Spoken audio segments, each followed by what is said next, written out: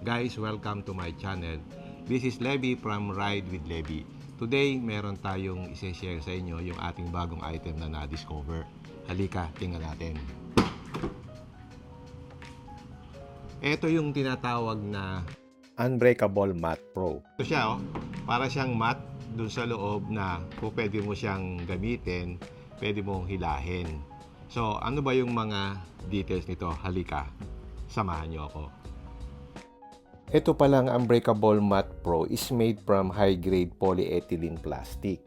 Meron siyang rust and scratch protection at meron siyang sleek, non-slip, checkered design. Non-toxic siya and shatterproof and cut resistant.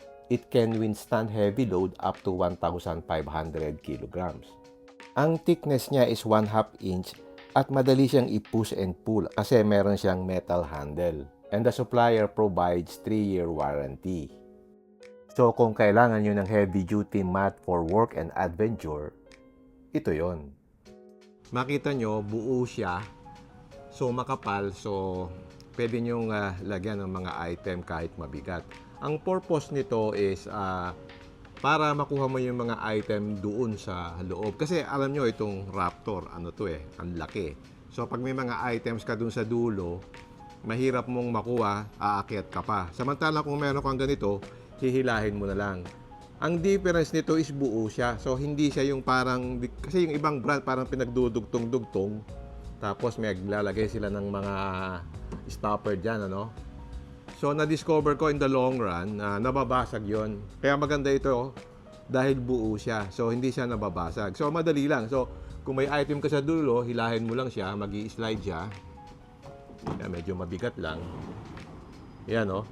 So, madali mo nang makukuha yung item. Hindi mo na kailangang umakyat pa. So, kung maglalagay ka, ganun din. So, itutulak mo lang.